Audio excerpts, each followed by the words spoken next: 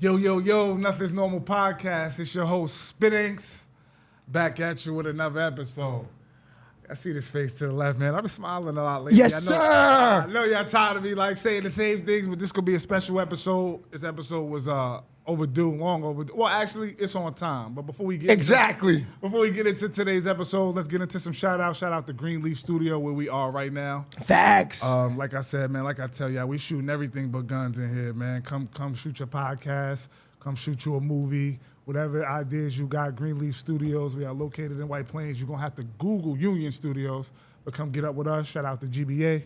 But enough about us. Without further ado, who I got sitting to the left, man? It's your man, Sheababytv, man. You already know what it is. Well, actually, you know Shea.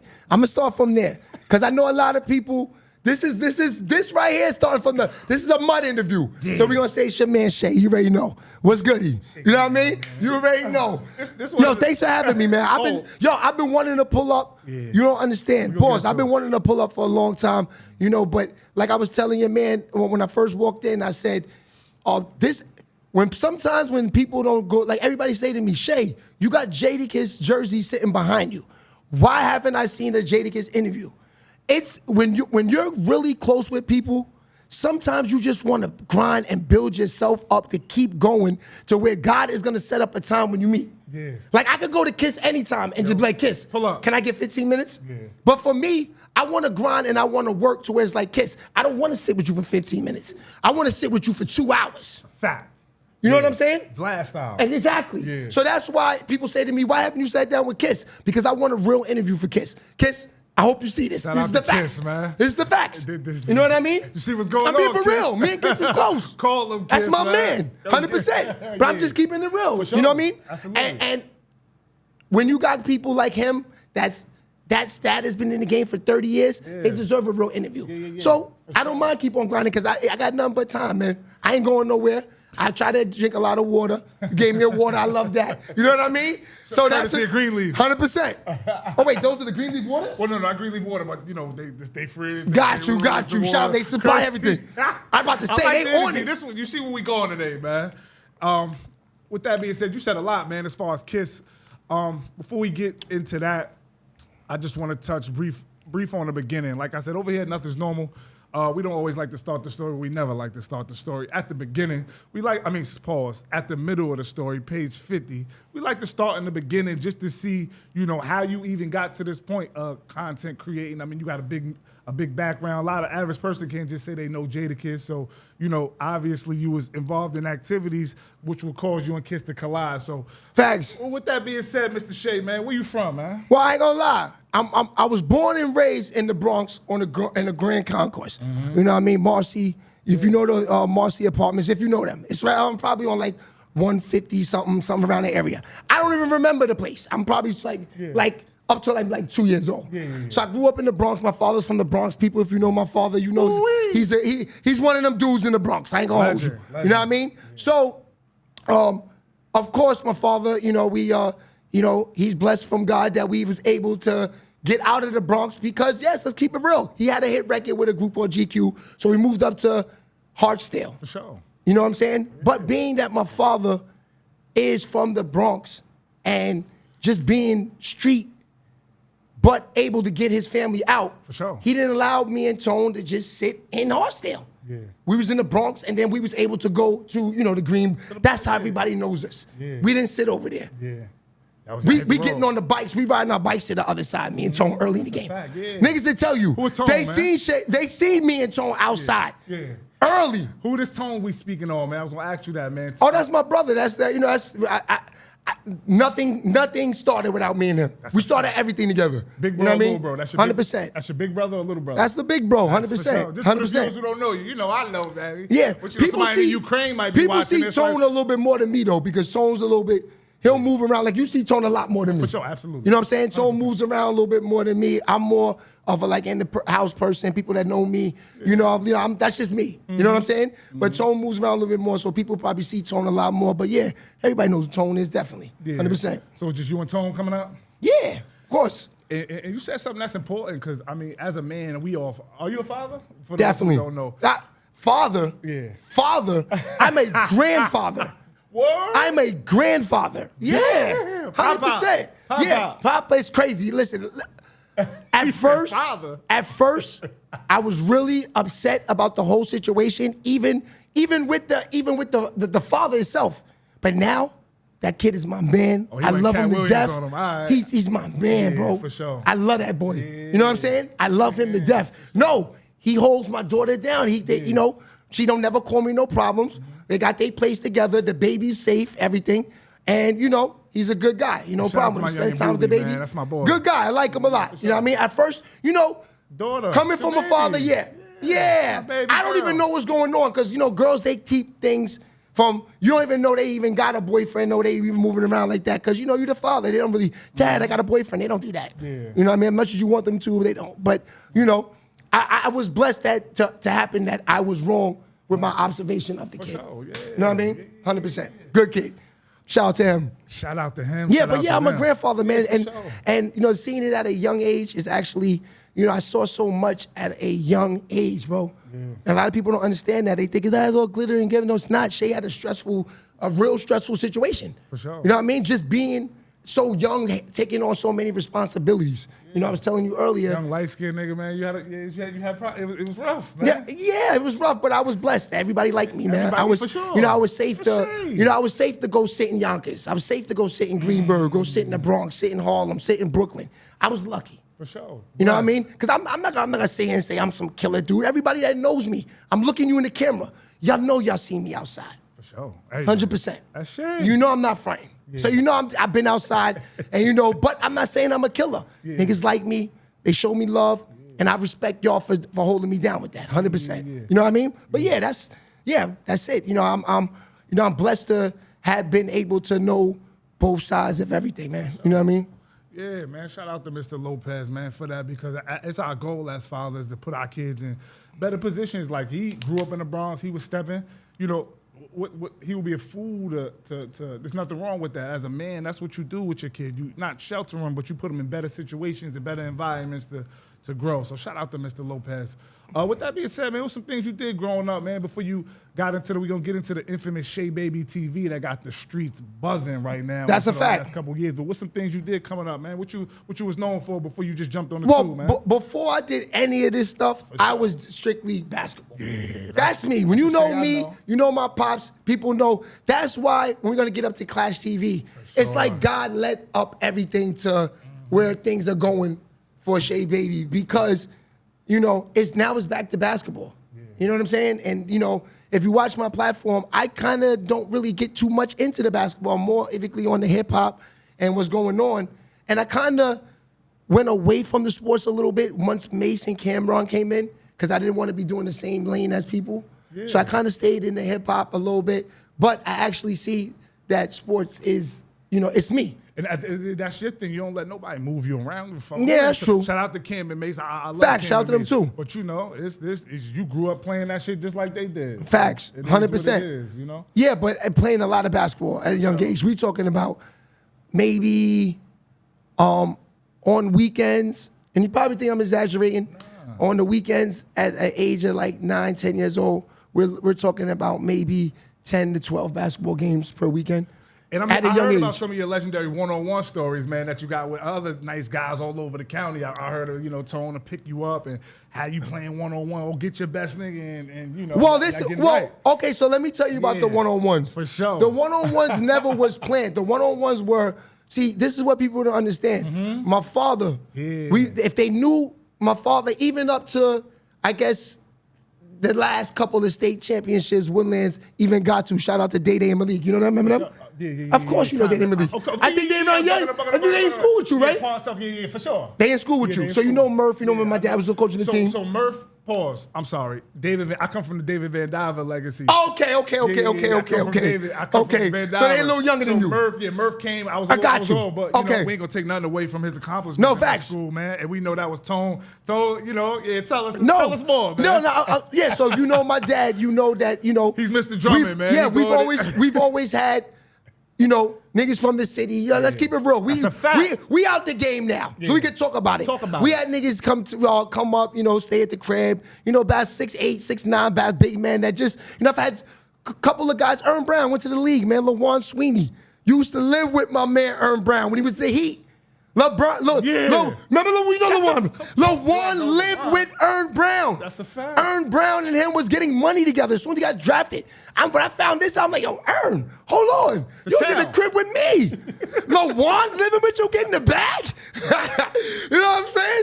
I'm like, okay. Let it out. Yeah, I'm like, okay, I see this. Yeah. Shout out to LeBron. Shout But out yeah, to so, Unc right there. yeah, so, you know, we weren't going to sit in Hartsdale and just run through Dad's Club with these guys at our house.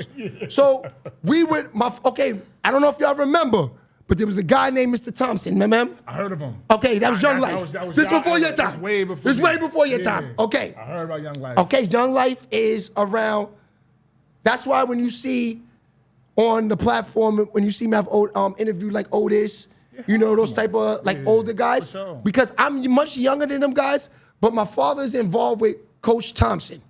Y'all know Coach Thompson.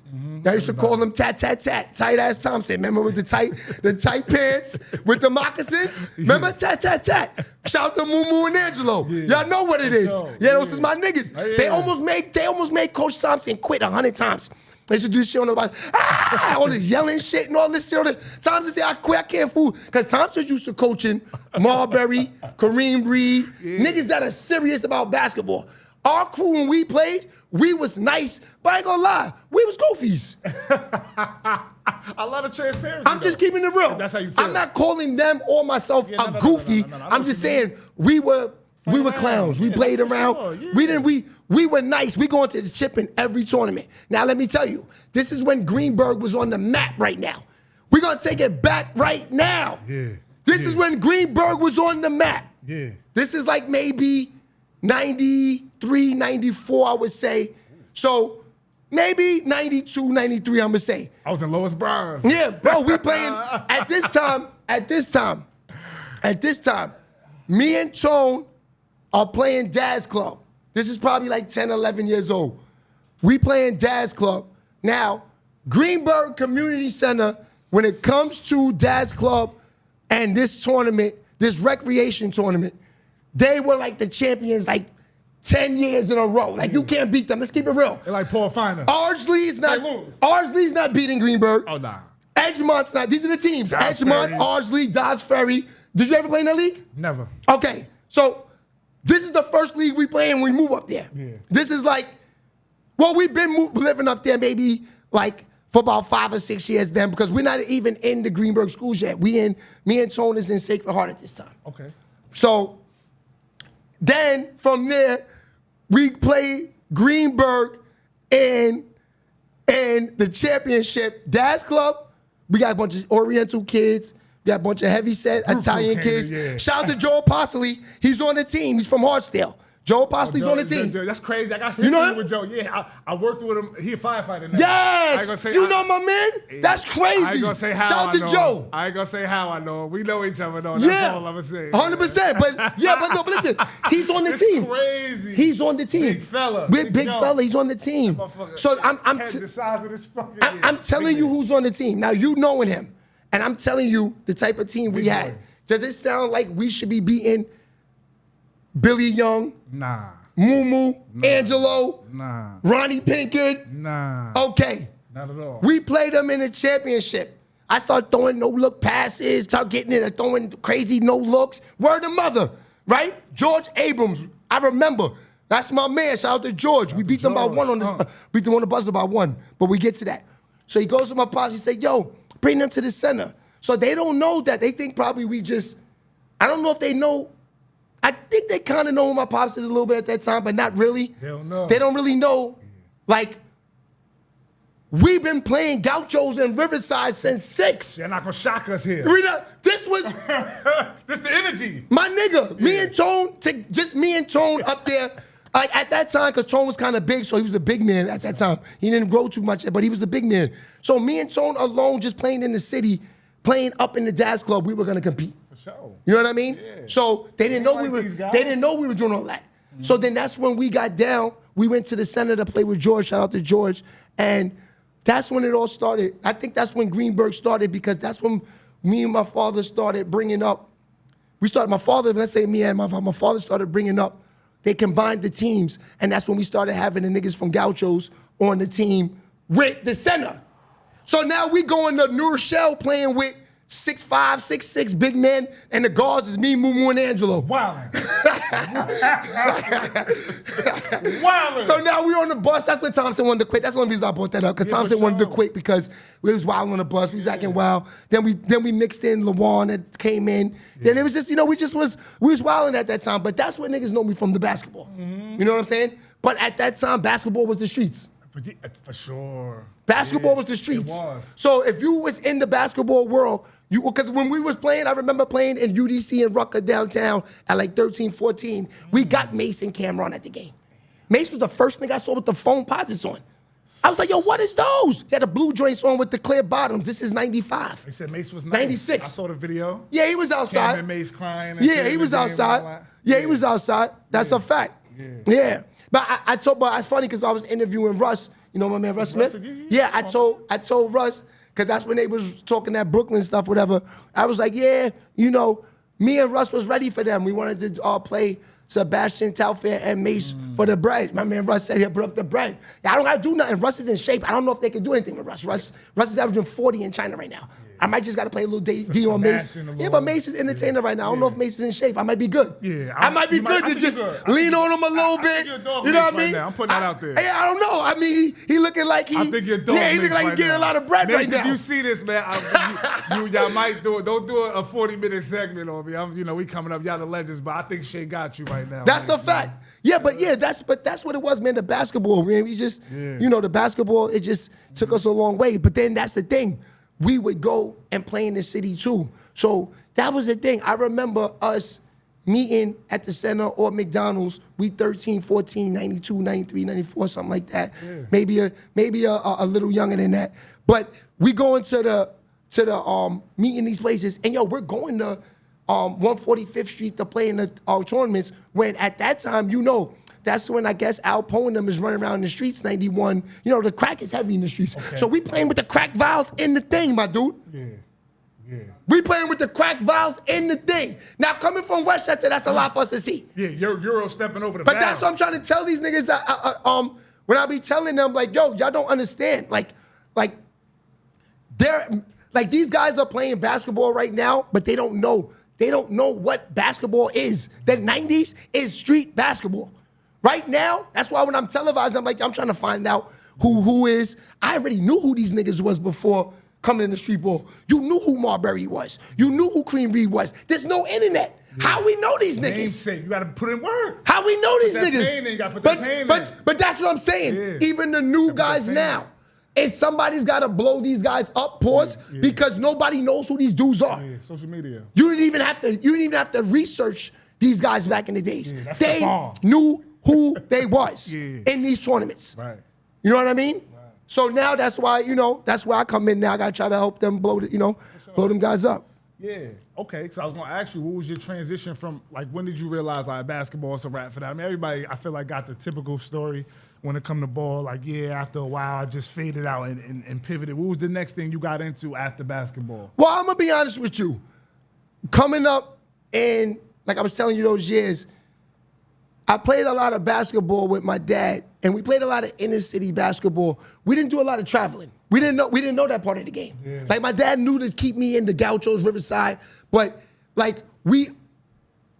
at times we would play with Gauchos and Riverside for 6 months, and then next thing I know, we got our own team funded by Gauchos of Riverside for the Westchester team. Because niggas knew we had Westchester Express. That was the farm team of Riverside Church. Ernie Lloyd paid for that. Okay. You know what I mean? I don't know if people knew that. Ernie paid for all the tournaments. Damn. Yeah, that's the owner of Riverside. Yeah, your mob time. Yeah, 100%. Yeah, he paid for all the tournaments. Because Ernie wanted to keep the good players from Westchester to go with him. Yeah. So that's why you would see a lot when they're on the road. I would travel with the Riverside team, Shalimar. There was a few guys that played with the Westchester team that would still travel with the Riverside team. But I didn't start traveling with them guys until I was 17 years old.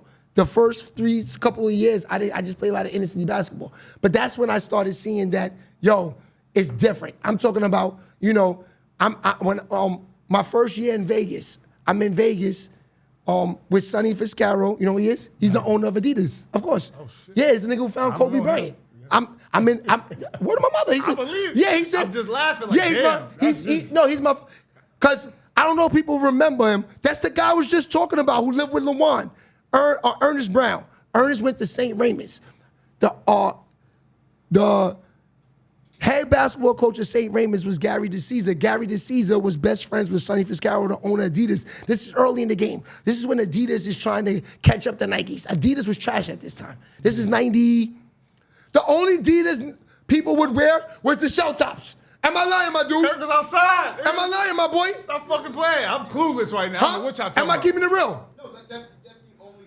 I had light up That's shoes the in only the 90s, sneaker they huh? would wear. So Adidas was trying to get in the mix. So Adidas, I guess Sonny Fiscaro saw Kobe. The first guy that they were going to put the money into was Kobe coming out of high school. Okay. So we down in Vegas, have nothing to do with Kobe. We don't see Kobe in this tournament at all. Well, at least I don't. Kobe, yeah. But we in Vegas. So when I noticed that I got to get another profession, is shout out to my man Kenny Satterfield too. Kenny Satter tell you if I'm lying. And Kenny Satt goes to Cincinnati and he goes to the Nuggets. He's the first guy seen throwing alley-oops to Kenyon Martin. Word of my mother. This is, I don't know if you watch basketball, my dude? You watch basketball? Yeah. Look up Kenny Satterfield. Yeah. He's the point guard for the Cincinnati. He's throwing the oops for him. This is like 99. Anyway, me and him is in Vegas. This is when I said I got to get another profession. Me and him is in Vegas. And because I was cool with Kenny, because I was cool with Ernest lived in the crib, I was able to go places with them that other people didn't go to when we in Vegas. Okay. So when I knew this was real, I knew this was real, right, it's when I was in the jacuzzi with 702. And Tracy McGrady and Zach Randolph. This is for real. I don't even know who these niggas is. I'm like 16 years old, right? So we in a jacuzzi with these guys, right? And they got 702 in there because we had on our team, we had Sonny Fiscaro's nephew. Sonny Fiscaro's nephew was like 17, but he had a Benz. He was a spoiled little kid. His uncle owned Adidas. Yeah. So he's on the team with us just to be, now mind you, me and him there's the 12 people on the team. I'm 11, he's 12. Okay. I'm on the team with all Americans now. So I'm sitting here, this is what you asking me, when did I decide to go to another profession? For sure. I go out there, I'm out there with the killers now. The Sharks. I'm out there with the Sharks now. Whoa. I'm bringing the ball up, it's 6'8" guarding me, 6'6" guarding me. I see this is the real deal. I never experienced the road before. In New York City, when these AAU teams build teams, they build it with big men at this time in the 90s. Big men, of course, wings and guards. But each team had a little guy. Gotta have them in New York City at that time. All they doing in New York is pressing. You need little guys to handle the ball, get through all that. So, New York City, you'll always get to find a matchup on a little guy. Yeah. But then when you get on the road, there is no little guys. It's important that you're saying that, though. This is a lesson. This is yeah, these guys need to understand that. And listen, there is no little guys. Mm-hmm. Everybody's not going to get the break like LeBron James, son. For sure. You know what I'm saying? Yeah, for sure. And we could get into that later because I've been waiting for that because, I don't like that because if you notice, the other day we're going to get back to that, but hold on. I saw Bronny James. They showed him, Bronny, you are the king. You are the prince of L.A. I seen them recording him, right? He's pulling out in probably the most expensive Benz there is. V-Twizzy. You hear the engine. Vroom. And this is no hate, no shade. He don't need the NBA for that. He has that before he gets drafted. You think he got the money already? He's been on the team for 2 weeks. His father's a billionaire. So you're taking away from a kid that father got up every day, 7 o'clock in the morning. The father's still working. They need this money, fam. You could walk him on a team. Why you got to give him a guarantee from a nigga that need it? Yeah. That's the only thing I don't like. I like that space. That's the best way. That's the best opinion that I heard on that makes sense. Yeah, but other than that, I'm a father. Right. Shit, if I could get my son in the NBA too, I would do that. So I'm not mad at LeBron. It goes both ways. Because at the same time too, if I'm LeBron, whose dream am I trying to endorse? The kid who need it or mine? Exactly. That's where it gets tricky. But then again, Absolutely. yeah. Absolutely. But then, listen, if you can make your kid's life, if you could just make his day, I said his life, but like just I'll give him a moment to suit up. The guarantee could be a little sketchy because, I mean, realistically speaking, we know he's not probably ready for that. But, I mean, shit. The only thing I like, Junior. only thing I like is the legacy. Yeah. What are we going to see another culture do this? Is Lucas young enough? Does he have a son? You know, You gotta think it's business too. You know how much money LeBron. You know, just how let him have it. It start to get. Let him have it. It's less about morals the richer you get. It's not really about what's right and what's wrong. It goes on the. It's over with. It goes on the. You know what I mean? It just goes with his history. Yeah, it's fuck you. That's got it. it. Fuck you. Yeah, that's it. I ain't get there yet to know like if that's how I would carry it. But I mean, if I'm not being malicious, then I guess, like I said, yeah. But I understand what you're saying completely. Yeah. Like you got a kid right now, fresh out of Gauchos, who woke up really putting in that pain. Yeah. Got the scholarship. That's a finally fact. Got out of It's here. not right. Didn't get no stability till he It's got not to right. college, and now. And did y'all see the dude he played against 2 weeks ago gave him 32? I don't really watch. Dude gave him 32 in the summer league. That's nasty. Yeah. And they aiming for him because niggas know that he got a. Yeah. And you see where they playing defense on him? That's why he's shooting 2 for 9. It's too much pressure on him. It's a lot. He might not average 2 points a game because I know if I'm getting in the game, I'm not letting him score nothing. Yeah. And he shouldn't, to be completely honest. I mean, he shouldn't. You got to treat him, you don't just grandfather him in the league because you LeBron. Yeah, Nah. exactly. He got targets on his back from even if he didn't play ball. Like your pops killed me. No, but I like his game. He's athletic. He can really jump. watch him. 360s. He's a good player. Yeah. He's not a bum. Yeah. He's not. Yeah. It's just Let me ask you a question. You run a league. Shea tell you, Lil Shea. Shout out to Lil Shea. That's my boy. facts. Lil Shea said, "Yo, Dad, I wanna play in the NBA. I got to get him in. You gonna get him in? Of course, that's why I said. That's why I said it goes both ways. But then it's like, But you got some fathers who will be like, nah, because this is the other side to that too. I might tell him, I might be like, yo, listen, I might explain to him what you just said and be like, yo, nah, you gotta earn it. Like the league, it don't work like that. Yeah. I don't want to set you up to just think you ready for something that you're not yeah, ready because for. that's what it is. I even seen Jaylen Brown. They on the shade room this morning. They read his lips and he said he's not ready for the NBA. But he's not. I think LeBron knows. You know what I mean? But But how much is he gonna hear that though? Yeah, he's gonna hear that all year. Even if he His was, whole he's career. gonna hear that. Yeah, it's over. You LeBron's son. It's too much stress. It's not gonna even work for you. But that's why Michael Jordan's sons might. handed it in because they was like, yo, it's too much pressure being Jordan's sons. Yeah, it's a lot. One of them niggas is 6'11". Yeah. Everything he was hearing his whole life. You're not your father. For sure. Listen, live off the perks. Come on, the youngest one is living off the perks so much that he smashed Pippen's wife. So why would you want to go to the NBA when you can hit the father's ex-friend's wives? I mean, Come on, boy. He understands the game. Let me just ride this wave. Yeah.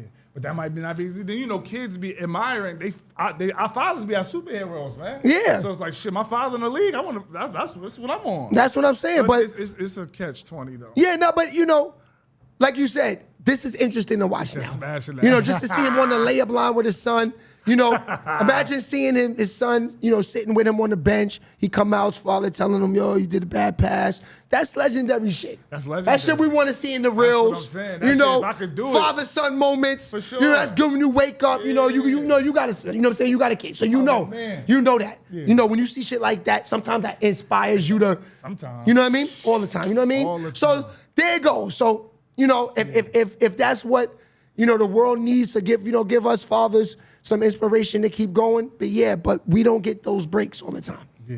So when I look at stuff like that, I also got to look at, we also got to be telling our kids reality. Yeah. That, we got to be prepared for everything at all times. That's it. Yeah.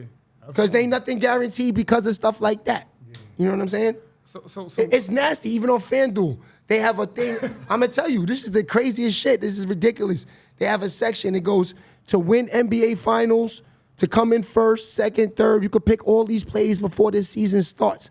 And then they have a section by itself, Bronny James. It's asking, is he gonna score 25 points in any games? Plus 20,000.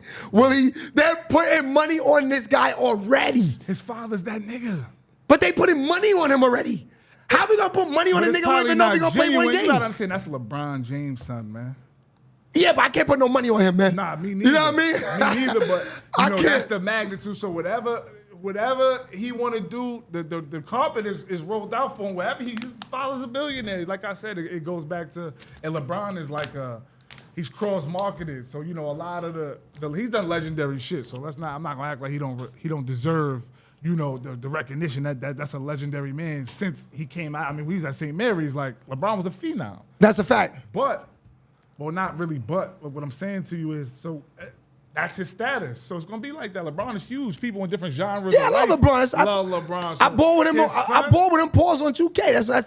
That's my go-to. That's would Bronny. you ball with Bronny? Of course, I got to cheese with him. The son. Would you ball with the son? I mean, he might get a few minutes, you know, see how the sneakers look on the court. Yeah. You know, when I'm playing 2K, see how he's moving out there a little bit. See if he got a little bounce. See if I can give him a little assist. If his threes is up, he might get a little burn. Yeah. But I don't play with the Lakers. I'm more of a Celtics guy. But I do, when it's time for the money and me to cheese, I gotta go to LeBron. He's 99. I want to get the rebound. I want to go. You know what I mean? And that's why I pick LeBron. But I don't know if I can put the son in if he's not that dude in 2K. For sure. You know what I mean? Sure. And if they have him over a 71, we know it's rigged. Yeah, he got to be a 70. But this is what we already They got him at 81. I'm not even playing the game. But it's rigged. This is what some things we already know, man. Like, we know who runs everything. Like, we know who's at the top of these genres. Like, it's not really a character-based society. It's it's a financial. Of course, this is what it is. So it's a few people who do both. Who, you know, try to. Well, that's why you got to respect guys like us. Yeah. You know, we be able to do our thing without being involved with the gatekeepers. You know what I'm saying? Mm-hmm. Which we're gonna get to that. Yeah. That's why I was happy to actually close a deal with Clashtv with Irv and Chris Gotti, because I didn't have to go through no gatekeepers. I don't have nobody to answer to when it comes to these things. Yeah. I'm dealing strictly with them directly. Mm-hmm. I don't gotta talk to nobody in no head office and do all of that and do all of those things. I'm dealing directly. Not really a partnership. It's more of, those guys is still their company, but it's just that they came at me like that without throwing me to the sharks. Right. I don't want to talk to the people in the office too much. Not saying that they're not cool. It's just that, you want to read a person. I respect them for letting them. We doing business. Letting me do business with them 100% around the table. I don't know, Chris. Like I said, I've been around and I'm real good at sniffing out energy, and you do research and shit like that. So he come from a certain background to understand mannerisms and character, and some people don't be caught up on status and stuff. Some people still I gotta respect them, man. You know who you are, but it's like that's why I can still maneuver, Like I got some sense still, rather than go through this. No. I wanna get. I'm still on the land. No, but Chris still outside. Yeah, no, he still is. But the thing is that I'm gonna be honest with you. I've never known Chris ever or Irv. I know about a legendary status of things. The finding people in the Def Jam. Even finding DMX. Yeah. Finding all the people, the Ja Rule, the Jay-Z's, and all of them putting all that whole Def Jam shit together. Bro, it was crazy. Yeah, but I don't know this man in these times. I never seen him before in my life.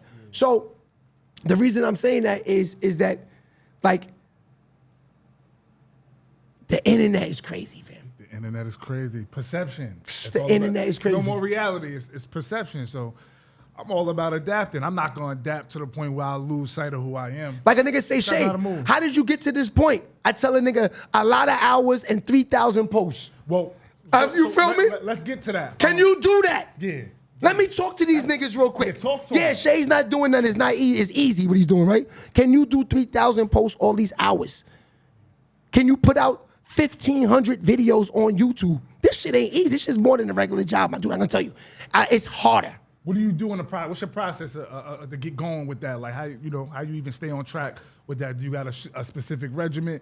Is it an inspirational thing? Is it just like how does it work for you? I came up from the music business. Yeah. That's what niggas don't understand. That's why I keep trying to tell them. A lot of people see this is the thing about music, YouTube, and that's why I fuck with you because you keep going. Yeah, I ain't gonna stop. A lot of niggas, they burn out.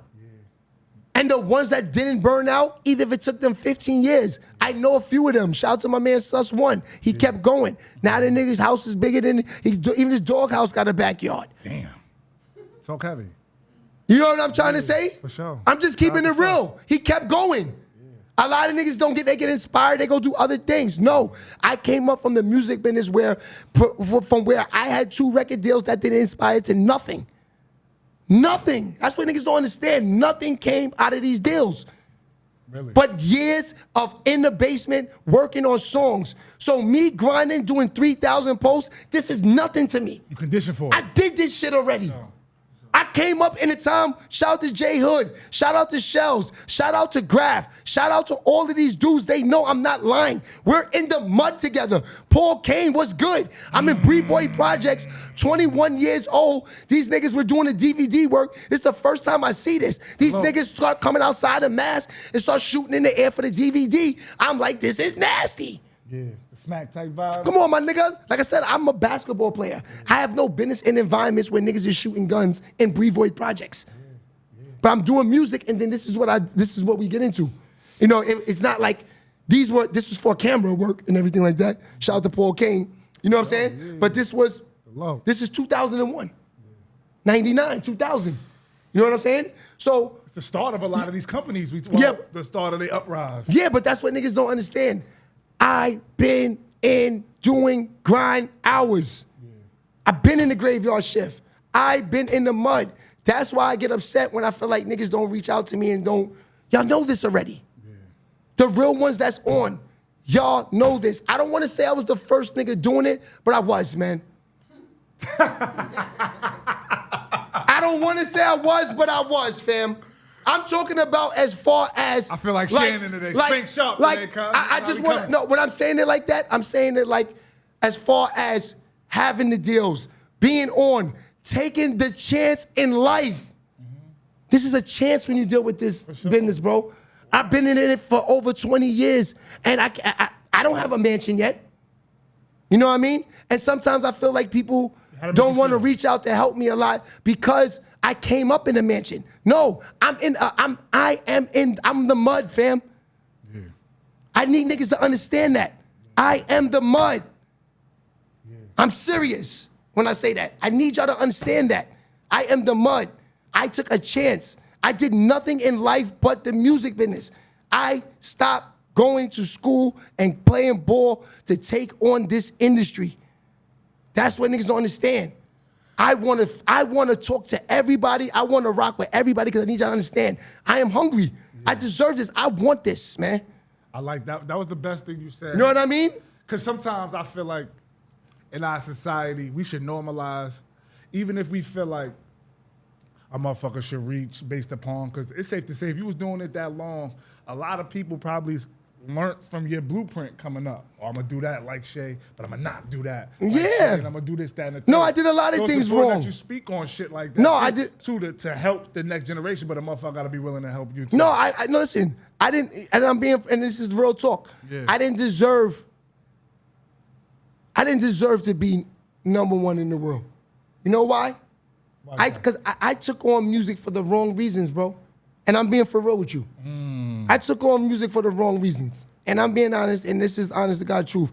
You know, a lot of my positions and the people that I've met was because of sports. Yeah. You know what I mean? I'm playing basketball. You got to remember, we're going out, we're playing. These are the guys that are playing at this time. You got, when I'm playing ball, I'm able to meet like the Foxy Brown brothers and all of them. This is 16 years old. They're running around with Sebastian Taufears and all of them. So I'm able to meet them with the team, Jay-Z team, the Rockefeller team they had. So I'm able to meet them. So when I transfer to music, everybody, you know what Biggie said? Either you had singing crack rock or you had a wicked jump shot, right? So after music, in that times, Mace is out, Diddy's out, the Locks is out. We got all these niggas out. TV's coming. We got Yo MTV Raps. Niggas is thinking, you know what? There's no more air in this bull. I got to go into this world right here. Yeah. It's coming on TV right now. This is what we learned, though. we You know what I'm saying? This is where it's at. Yeah. I got my man CL in the game. Shout out to CL. CL's a GOAT in the game. Now, when I say I was the first one doing it, I don't mean the first one from the town actually involved in the music business. I meant in the actual artist work. When I say this, I don't mean podcast work. I don't mean actor work. I don't mean stylist work. I don't mean none of that work. I mean rapper work. There's nobody in our town that had a record deal but Shea Baby. Bottom line. At that time. At that time. So I think what you should probably do is speak for your generation. Yeah. Right. Am I right or wrong? I don't know. I'm talking about for our time growing up. You can't tell me what they are. Generation. Yeah, we but talking. Now you got like the there's been other music artists. You got Atlantic Star. Yeah, we're not talking. They generation. We talking about the hip hop game, competing against Fabulous, Jadakiss, Jay-Z. Because I'm on DJ Clue on the radios in here. It's not like I'm sitting in the basement. I'm outside. I just told you. I'm in Brevoy projects with Fab and Paul Kane. This early in the game, 20 years old. Yeah. I'm on freestyles with these dudes. You got me by. Yeah, I'm older than you. I'm born 89. Bro, I'm an 80s I'm an 80s baby, 90s baby, early 2000s is when I'm an 80s baby, of course. So you've seen it. Of course. Seen more in the 90s. I've seen the LLs come in. I've seen the Mob Deeps come in. I see, come on, man. Well, learning music for me comes from Woodlands High School. Nothing else. Other schools I go to, these are Catholic schools, I'm going to there playing basketball. They playing the shit that's on the radio and all of that. We listening to MC Hammer, Vanilla Ice and all of this shit. I start going to the center. When I start going to Woodlands, 7th, 8th grade, we start interacting, going to there. Shout out to Monty. Nigga Monty walking down the hallway.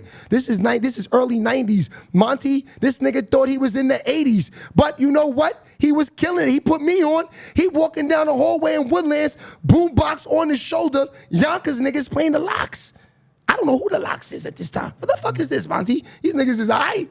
You don't know what these niggas is? They the Warlocks. This is them. See, I didn't know they was that. This is the Warlocks. Yeah. You know what I mean? But I ain't gonna lie, the hip hop, me learning the music came from Woodlands. So when I say that I'm talking about as far as the actual record deal, doing all that. So that's why I say niggas know, if you know me, you know that I've been trying to make moves in the business. Now I took some time off though, about 10 years, because I just got fed up with the whole, people don't understand, like, the music business is the roughest business. It's the roughest business to be in, man. You know what I mean? It's just the nasty work. Things that, it's not the artist, it's the more of the industry. It's more of the dealing with the DJs. It's more of, it's just, it was to a point where it's like, it's like, you don't know the trust no more. You just giving people, you just hitting people off. You just seem like it's the same. It's the same thing. But what I do like about now is you don't have to really rely on those people. You're not. You can just go ahead and do your own thing. Yeah. In my lane, I got to deal with all these people. You know what I mean? And I got not the artist. Like I said, the artist was the best thing. They still my friends to this day. Sure. They my niggas. But I'm just saying that the music business is a business that I did enter in. And, I don't look at it like the music business. I say the entertainment business. Okay. I'm going to say that. For sure. You know what I'm saying? I entered the entertainment business to be in this world and to be, doing my thing, man. And, I just, for the people that's out there who rock with Shea Baby, I appreciate it. Sure. I've been here, man. I'm just trying to finish what I started. That's it. So and not say started for everybody, but I started for me mentally. Sheababytv. What was your goal with Sheababytv? Like, what was your mission? You said, you know what? Well, my mission was really just to resurrect myself from the dead. Okay.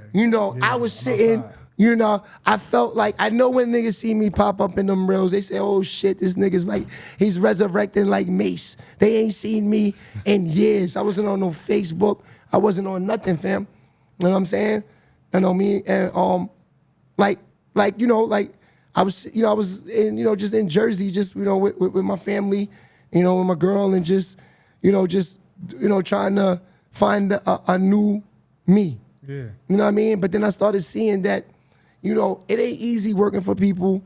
It ain't easy, when all you did was the industry. Like, I didn't leave high school. I think it all happened for me too fast. Yeah. Like soon as I'm a freshman in college, I come home from the summertime. Sammy Z, shout out to Sammy Z. You know who he is? Nah. Sammy Z was a Albanian that was partners with like Suits. He had a club called Club New Hollywood. Remember New Rochelle, my dude? That was before my time. You don't remember Club Hollywood? I remember it, but I was too young to go there. Okay. Hollywood On Main Street, remember that? Yes, you know Sammy Z. You know who he is. Okay, Sammy Z's Albanian. He had a lot of bread up here. He's like Maine there. Yeah. So, you know Stone? Stone from White Plains? Yeah. Like Justin's pop? Yeah. Do I know Stone? Of course, right? That's stupid, right? Okay. So, people don't know. No, but people don't know. I know this. I damn near probably know the story that you about to tell, but go ahead. Talk. People don't know Stone is the reason for Shea.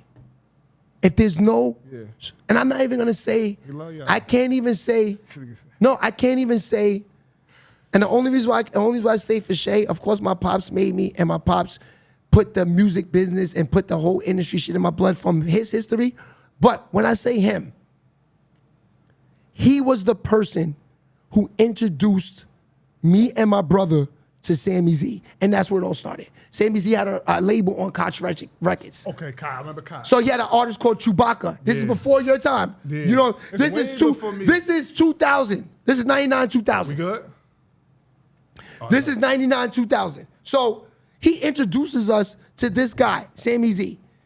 First, Sammy Z hires my brother to be an engineer. He hires my brother to be an engineer for Chewbacca's album in Mount Vernon. Yeah. So now my brother's engineering at this time. This is like 99, 2000. For the summer after he's playing football, he went to Hofstra. So summertime, he came home. This was like June. He said he wanted to start getting into engineer. So my father, because he did insurance at this time. He was an insurance man at this time, I think, for Allstate. And my father insured a man named Chachi. Shout out to Chachi. Chachi is a Russian. Yeah, shout out to my young boy Chachi too. Yeah, Chachi is probably a son. Yeah, it's because it's there's only one Chachi? That name is a crazy name. He's a Russian, this dude? Nah. Yeah. Okay, so this guy named Chachi. He's a Russian. This is what Chachi does. Let me tell you who Chachi is. Chachi is the head A&R for Ruff Ryders. He's the guy who records and mixes down Stop, Drop, all of the first hits. Classic. So Tone is engineering and interning in Powerhouse and Yonkers for Ruff Ryders at this time. Me, I'm working at Enterprise, right there on Central Avenue. I'm working at Enterprise. I'm done with basketball. I'm trying to figure out what I want to do. I'm not getting into the music business at this time. Not in the business at this time. I'm just trying to figure out me. My first kid's mother's pregnant at this time. So I'm trying to figure out, I'm young too, this is 20, 19. I'm about to have a kid. So I'm gonna get to working. Me and her, we go live in Yonkers. You know what I mean? We try to get our own place, do our own thing. So then, in the process of all of that, I'm working at Enterprise. So my brother's engineering for Ruff Ryders. So Stone is insured by my father or something like that too. Stone finds out that Tone is an engineer at Ruff Ryders. He gets in touch with my pops. He says, love Stone for this. RIP to him too. So Stone goes, Sammy Z needs an engineer at Big Daddy Records. You are an intern, but this guy is a guy that is coming up in the game. He got a deal with Koch Records. He had a lot of money. He's going to pay you hourly. So Tone starts going in there. Tone starts engineering for them. About a week later, I go hang out with Tone. I'm not doing music. I never did music in my life, my dude. Reynolds, man. Yeah. I walk in the studio. Sammy Z, who's a millionaire. He says, yo, son, come here for a second. Do you do music? Right? So I'm thinking to myself real fast, my nigga. I'm like, yeah, I do. Right? And he goes, I want to hear some of your music because you got the look, right? Because in this time, you know, everybody was looking like Mace, had the hat to the back, waves. You know, you got the Mace look. You know what I mean? Jerseys. They like, you know, like, he's probably looking like, this nigga's looking like the niggas that's winning. You know what I mean? Niggas sell us. Yeah. So I go home, I'm like, Tone. So Tone, we had a little pre-production studio in the crib. Tone, I gotta cook up a quick mixtape. Real quick, 3 songs, anything, just wanna let this nigga hear it. We make a quick little 3 little hamburger songs, you know, little BS songs. I go in there, I let him hear the songs, fam. 7 days later, he gave me $50,000 cash and a $20,000 Princess Cut platinum chain. And this is... I don't have no idea. I never did music in my life. I did 3 songs, fam. Right in the crib. Right in the crib. 70. Now, mind you, now that I do the 3 songs, I get to deal with him. So now I got to deal with him. Now we 3 months in, this nigga got me in the studio with a Law. I don't know if you know what a Law is. Remember them girls back in the days? Yeah, I'm in the studio with a Law, Snoop Dogg, and Butch Cassidy, you know the dude? La la la la la. I'm in Cali smoking weed with them, 20 years old, straight out of Hartsdale, New York, my nigga. It's a whole different... Not even knowing anything about the music, man, it's not even wanted to be here. So that's what everybody don't understand. I had it rough. I can't say I was forced into it, but it was an answer. I could have easily told Sammy Z, no, I didn't do music. Yeah, it missed the whole opportunity. Nah, I wish I would have said no. You do? You know why? Yeah, why? Because it gave me a taste of the life.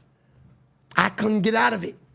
Yeah, that's at a young age, my dude. I'm telling you, I wish I would have said no. Yeah. But you needed that experience, though. But what I do like about Sheababytv, God, your man says something earlier, that God sometimes keeps wings on people. Oh, the cocoon. The cocoon to let them go. Am I right or wrong? You said this, right? Well, sometimes you're not ready to fly. I wasn't ready to fly at those times. You think you are, right? Yeah. You know what I'm saying? Age, right? Yeah. Yes. And you know what? I'm going to tell you. I'm going to be real with you. Knowing the type of person that I am, I don't think I would have been able to handle the music business.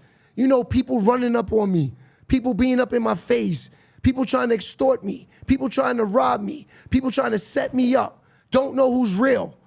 I don't know. It takes a special motherfucker to be in that business. 50 Cent is not the average person. Nah, hell no. Jay-Z is not, Diddy, these niggas are not the average people, my dude. You know what I'm saying? I am, like I told you, I'm born in the Bronx, but realistically, I'm a kid that's born from Hartsdale. It's not meant for me to be an artist and out there running around with the sharks, my dude. God didn't want me out there. That's fire that you even admit, that you even saying that. I'm being for real. Yeah, I like that. Also, in order to truly know where you're going, you gotta know where you came from. You know what I'm saying? Yeah, absolutely. You know, and I'm being for real, man. Like, I had an experience, man, where, you know, me being around the wrong person at the wrong time. I had a lifetime experience of something that happened to me. A person, you know, did some dangerous shit to me and flashed a burner on me, actually gun went off, all that. I don't never wanted to see nothing like that in my life. And that's the craziest thing. As many years as I've been around the streetest niggas, they're the hardest. Yo, my dude, I used to be in Mount Vernon standing on the corner with 2-5 like it's nothing at 18 years old with Angelo and them. He'll tell you, nothing happened to us. One time I'm in, okay, 98. This is a fact. I need y'all to write this down. Nobody had no chains bigger than me and Angelo. Me and Angelo had the big pun Cubans. That's a fact. Me and Angelo, the biggest chains in Westchester probably. Yeah. And we in Mount Vernon. And niggas was gonna rob us. They was gonna rob us, fam. Out the law. They was gonna rob us. But the fact that we knew 2-5, that man saved our life, got us up out of there. And you know what? It was crazy. We young, I don't know why we did this, but even he had, all I remember is he came up, he said something to Angelo. Angelo said something to me. He said, Shea, just come on. I said, all right. So we left. Next thing I know, I see the niggas coming from behind us, right? So 2-5 already went outside. And then some nigga came riding on the bike, right? He must have called some nigga. And a little kid came on the bike. I will never forget this. And the niggas followed us up the block. And once the kid was on the bike, he just stopped. And I looked back and I saw the kids stop. And those niggas just left. Facts. It was a nigga on the bike, a little young kid, fam. He's too far. I mean, that's And how it Angelo will happened. tell you if I'm lying. Yeah. Yeah, now we believe, Shay. We know this happened. You know what I mean? These are the facts. Yeah. So that's what I mean. Things like that. Yeah. At that time, I'm young. I don't know. I'm not even in the music business this time. This is 17 years old. We still in high school, me and Angelo. We're still in high school. I told this story before. We were different. We had a crew, PTI. You ever heard of them? Yeah. We had a crew. Big time heard of them. We had a crew. I was a part of them. Yeah. Moo, Angelo. Moo is different. Niggas don't understand that. Yeah. Moo is different. Yeah. To me, I mean, I want to give him this much credit, but it's like giving him a crazy credit. Yeah. I know if y'all watching this, but fuck it, I'm gonna give it to him. You should. I heard. Moo, in our eyes at a young age, is like an Alpo in the town where we're at. I heard. This nigga's coming to the game in the North Face, not the get jacket. Yeah, shout out to Lovebird. This is 95, 96. He's coming there with the whole suit on. Yeah. The whole suit on. Averex is Moomoo's different. I'm not gonna lie to you. I heard. Moomoo's for our age, at a young age, Moomoo's different. He's legend in our age. At that time coming up. For sure. He's different. We going to New Rochelle games. Moo got. I'm kind of saying as we get in 17, 18, we kind of learning a little bit from Moo. I heard, but that's... You know what I mean? If you was outside, you know the yeah, legend we kind of learning from this. Moo because at these times at a young age, you're basketball players. I'm coming to the game in sweatsuits. Yeah. You know my freedom. You know what I'm saying? I'm coming in the game in just shorts. Moo's coming to the game like he's going to Harlem. Yeah. Moo's coming to the game with the Tommy Hill book bags on, the Tommy Hill Gap hats. The Moo's different. I'm gonna keep it real with you. Shout out to Moo. Moo's crazy. You know what I mean? But it's a fact. Yeah, you know what I'm saying? So these are stories that I'm trying to tell you. Like, I don't know if the music business was set for me, fam. Yeah. You know what I mean? God kept me in that shell. But we need more testimonies like this from you and even the guys who's still in it, because this testimony right now might give somebody, and this I said this on a Dog on the Yard interview, like this be this type of shit that I feel like the older guys need to get into. Tell us, you know, the downsides, all of these things that we just see, because we only see and only gets glamorized and popularized and broadcasted the one side of it. Well, so if you want to go through this side, you got to be railing and endure this too. So teach us about this. You might stop a music career. A motherfucker might say, you know what, I'm not built for this. And get into something else. Okay, well, I feel like the music business, everybody feels like they built for it until they're actually in it. For sure. You know, being in the actual business of the actual business is a part of a side that you don't really see until you actually get there. Though. You know what I'm saying? Like, you don't see what it is until you're in the actual, you're getting a check from it. You know, you're actually dealing with the gatekeepers. You're actually dealing with these guys all up in the offices. You don't understand it until you actually go through it. So, when me saying that is, I'm not trying to scare nobody off from doing the music business. I'm saying that the music business is a business where you have to be prepared mentally and physically. See, me, I was blessed. I was blessed that I had a family that understood that this is what I wanted to do. I had I had women in my life that understood this was Shea. This is Shea. But I'm telling you, this business could ruin a lot of stuff, a lot of things around you if you don't have that type of strong people around you. Because financially, it's there, then it's not. Yeah. And these are even for the niggas that's 23, 30 years in the game. Because, you know, you could be a millionaire up into the 10th year, fall off, then pick it back up 5 years later. Sure. You understand what I'm saying? Absolutely. This is the business. So if you got people around you that's in you for the money and they see the money go, they're going to be out of your life in this business. Yeah. So even for the actual artist and the person that's in the game, you got to be strong too. Yeah, for sure. Because you got to understand you're going to meet people in your life that you don't know if it's real or not once you're there. Yeah. You know what I'm saying? Scary part. You don't know what's behind that door. Yeah. That's scary. See, me, I've been blessed because I was able to make enough noise to where niggas know me, but not enough noise to where I could say that it was able to feed me. Right. But I do say that the noise that I made in the beginning to get me to where I am now is the reason I'm happy I did Sheababytv.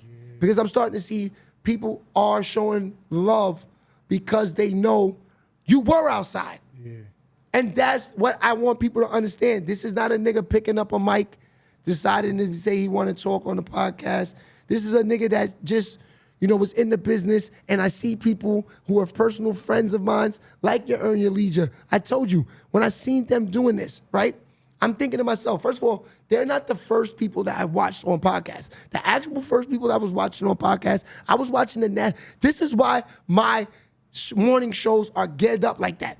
I was watching these niggas. I was watching the Gully TVs. I was watching the Son Campbells. I'm watching the nasty work shit. The dirty side. The street shit. You feel me? And they okay. They start wars. But the actual people that I could touch, pause, was Earn Your Leisure. I knew them. From the town. They from the town. So I watched them.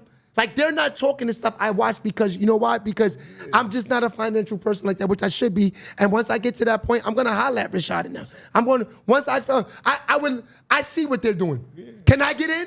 Yeah. Can and you know what's funny? This is crazy. I'm glad I want them to see this. This is funny. Listen to this. And Russ, maybe I could have came to you because... But I just felt like I just didn't know how to explain this to you because it's hard when, you got family involved. I'm talking about Russ Smith. Okay. You know what I mean? Shout out to Russ. That's my brother. Me and him are like this. But right before Earn Your Leisure hit, maybe around 2015, 2016, this is crazy, that Rashad and his dad, these guys are, you don't understand how close we are. We are the Bilaus and us are like brothers. Yeah, for sure. I'm talking about we did everything together as kids. We went to the same high schools, the same prep schools. We did everything. Those is family to us. For sure. So, Rashad was a person that I saw that I was able to really see, like him start from the mud and start building it up, growing. Yeah, when I started seeing that Rashad and them was gonna get to that level, when I saw him talking to a homeboy from the Dallas Mavericks. Okay. That's not easy because he runs those shows that make it or break it, where it's like, like those shows where them shows. Yeah, man. He does them shows. He got money, this dude. That's how we gonna leave it there. He's one of them shows. dudes, yes. Right. So that's why I knew that they was on the rise and they was definitely coming. Yeah. But those were one of the dudes that inspired me to say, you know what, Shea, be a talker. As you can notice, I've been sitting with you the whole time. You think I could talk? Yeah, for sure. I'm a talker, my dude. Yeah. I wish I would have done this. I wish I never started rapping. Word to my mother. I wish I got into broadcasting from the beginning. Yeah. I'd be running this game, fam. Yeah. Word to my mother. I'd be on top. I would be him. I would be so much controlling the game because I seen how much I did in a little bit of time. And it's not, that's why when people ask me, they say, Shea, are you a podcaster? I say no. I'm more of a person that I'm more of a personality. Yeah.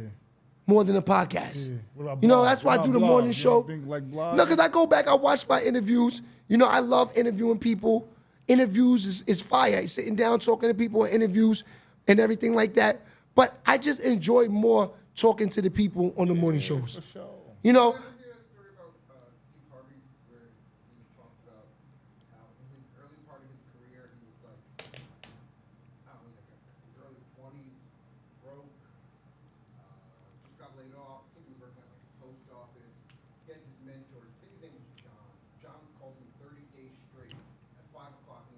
I heard that. Right? Yes. And he was extremely lethargic. Yeah. Steve Harvey every morning. And on the 29th day, and John was extremely, energetic. He's ready to go. Steve, how you doing? I seen that. I seen that on TV, yes. And Steve's like, whatever. So on the 29th day, John's like, yo, I've been calling you for 29 days. What's the deal? Like, I'm super energetic. He's like, yo, dude, it's 5 o'clock in the morning. I don't have a job. What am I getting up at 5 o'clock in the morning? Energy. Yeah. Wise, right? He's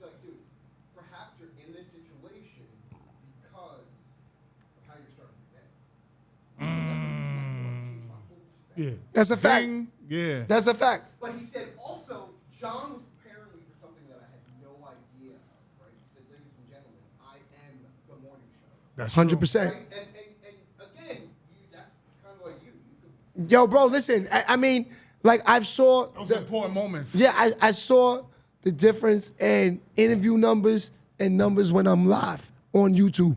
I figured out the people just want to see me talk, want to see me talk to them. You know, interviews, we get there. You see, now it became a thing. Now we're going to get into the Clashtv. I want to ask you, so let's just get right into Clash. How did that come into fruition? And Oh, it was luck.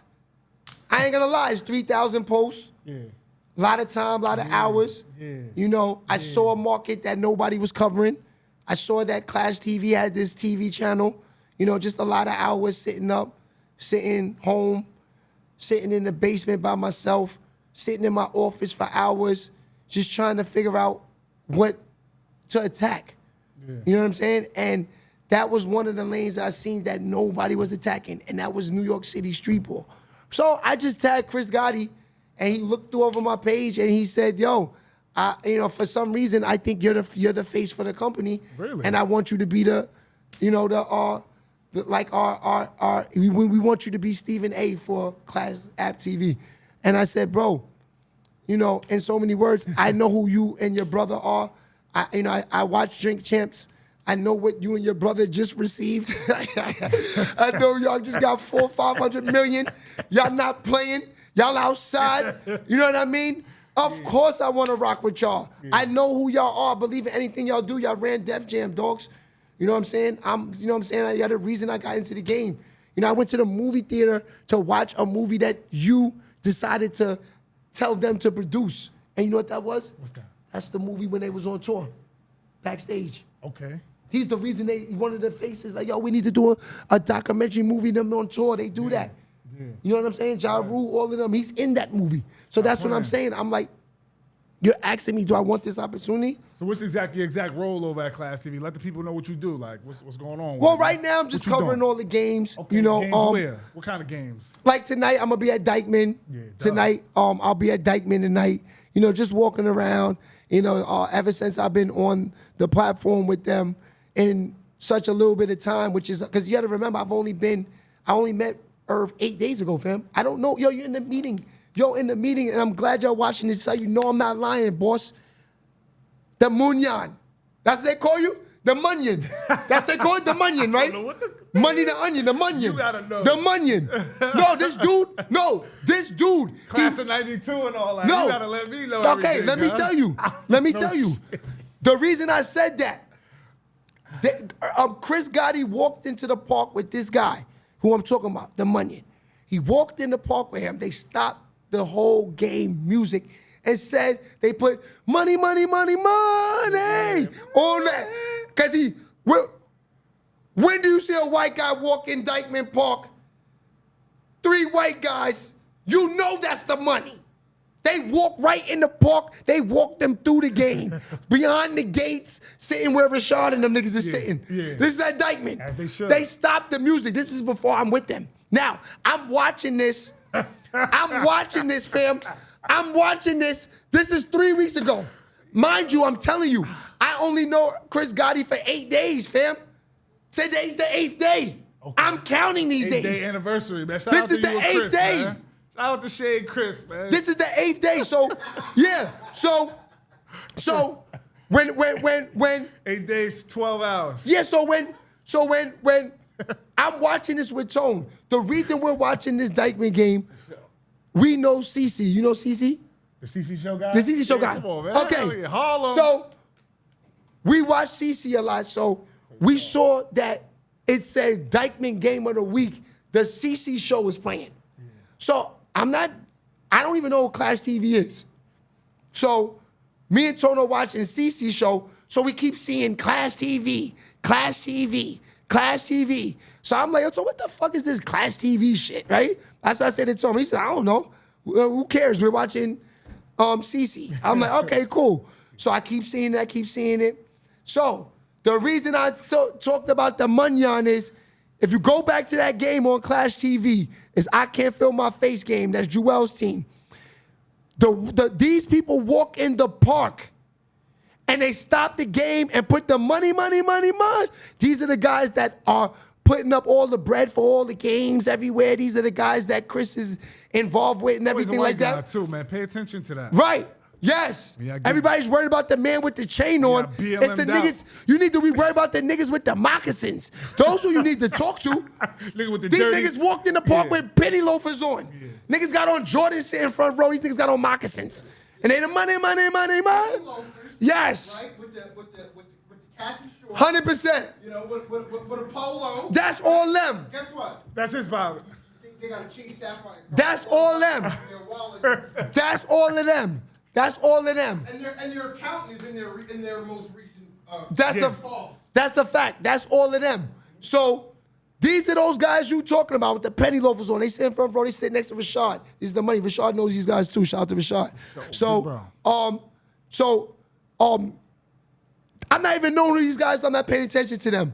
We're gonna get back. We're gonna get to the Munyon guys in a second. Why I said that. So they stopped the game for them. And me and Tony not paying them no attention, so I decided, I said, yo, let me go take a look at this Clashtv shit, what they talking about. Me and Tony sitting there watching it. So I start seeing they got an app. I start seeing they got their own YouTube page. Then I start seeing that they are covering all the people I already know. Yeah. So I'm like, you know what? I might as well just give them a buzz, because these are my niggas. Mousie's my man. These are old. I just told you my pops got NBA niggas living in the crib in the early 90s. Sure. So we in the basketball world for years. My cousin's Damon Lopez went to Fordham, set the record for block shots. He gets drafted. He's playing with Daniel Abrams and them guys like that. Yeah, so now after I do the post, I do a post on it. I'm like, yo, this guy Irv Gotti, he got a league out here. I mean, Chris Gotti. This guy, Chris Gotti. I'm like, yeah, this guy, Chris Gotti, he got a league out here that's showing all of the old legends. I mean, I'm sitting here and I'm watching Ant Glover. When you go and watch Ant Glover? He from the old school Rice, St. John's, Felipe Lopez days. He's outside. I'm watching him and his brother play. This is the best stuff ever. So I tagged Chris. Just a regular tag. Like I said, 3,000 posts. Niggas that I'm tagged, I'm not even looking at it. He liked the work and he brought me in. Now, the reason I brought the Munyon in, when I walk in there, as soon as I walk in, the song comes in my mind. Who's sitting in the office? Money. Where was the meeting at? I see the penny loafers again. Where was the meeting at? Oh, we in Brooklyn with it. Okay. We down in Brooklyn at the at the head office. They got a beautiful office. They got a whole staff up there. That's what really made me say I'll do it. I'll take the deal because also some serious business. See, y'all met at a real off. It wasn't just you jump in the car real quick. All right, my nigga, like this how we doing this. I'ma holler at you. Y'all was just really in the office. My nigga, I got a contract. Yeah. My nigga, I got a contract. Yeah, I'm on board. What? Yeah, I got a contract, Chris. I'm in the meetings. Contract, bro, I can't believe it. I said I only know nigga 8 days. So far, I've been in 2 meetings at the big board. We talking about the big table. Now, when I go to the first time they go to sit their meeting, I come in, I sit down in the middle. They like, no, you sit at the edge of the table. The table's like from there to there. Them big conference rooms. They got the Munyon on each thing. They pulling up my shit on the TV, said we examined the whole thing. I'm like, all right, well, I'm glad I could, can help. They say, no, bro, we want, we got a lot of big plans. They got the problem that they trying to fix is once Summer League basketball is over, right? That's what I was going to ask you. Once Summer League coverage. Right. Yeah. And now what I'm trying to do for them is not only am I'm going to be doing the shows for them that's coming, they got me on board doing a 8 p.m. show on their channel at nighttime, and they got me doing sort of like interviewing like the old Rucker guys like Fat Joe, like Rayford Austin, Kareem Reed. These are all the stories that they trying to build up stories. Now that's a whole that's tough. No, but this is where all my guys come in and my friends. My plan, and I want them to hear this. My plan is to produce so much with them that they believe in me, so I can tell them we need more shows. And all my guys are already building up doing podcasts. I'm thinking of guys like you. I'm thinking of my guys like the Danza Project. You know, I'm thinking of guys, my man All Ball. These are guys that I've been doing. We've been in the mud together. For sure. You know what I'm saying? Yeah. So I want to be able to show them that, you know, I can produce and that I can say, you know what? I can produce other shows also for you guys, fam. I mean, they don't really need me to do that. Irv and them produce movies. Yeah, they do movies. They do big time productions. It will be $1 more million of movies. It will be more of you know an what I opportunity, mean? which is but yes, genuine. That's what's up. And that's why I try to say, people, you know, I've had people even call me Shea. You know, after I did the post with Irv, this is 8 days ago. Chris. I mean with Chris. You might get fired. You keep doing that. Irv, no, Chris but shit. you know, the only reason why that happens, the only reason why that happens a lot, it even happens when I'm even talking to people that I'm talking to, is because, like I told you, I really don't know these guys like that, fam. Yeah, that's a fact. You know, I really only know. I'm glad you said that Chris, too, man. These ain't just your tomorrow I meet you. no, It's let me like, tell oh my you. God. No, let me tell you. And this is for the record. This is why I'm glad the Munyon is watching. You know what they asked me in the meeting? They made me prove that I don't know him personally. And you know why? They want to make sure that I really have talent. And I like that about them. I told them. Oh, okay. So now I told them. Favors. They want to make sure this ain't qualification. Bro, I told them. I said, I don't know these guys from nowhere. Yeah. Not one thing. Only thing I know from them, Murder Inc. and I'm glad they watch this, Murder Inc., Hitch, Ja Rule, Ashanti, Drama with 50 Cents. That's all I know about these dudes. And building Def Jam to the roof.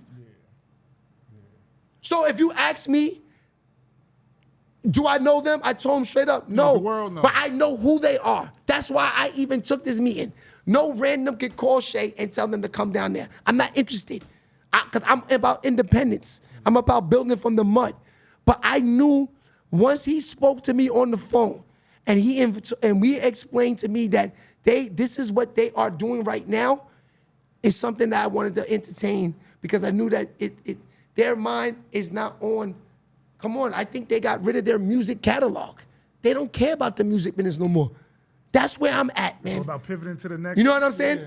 And the thing is that, like, even with the artists, like, my whole thing in here was to try to build up artists, try to get artists, you know, get them some buzz, get them some light, get them some, you know what I'm saying? To try to get the underground going.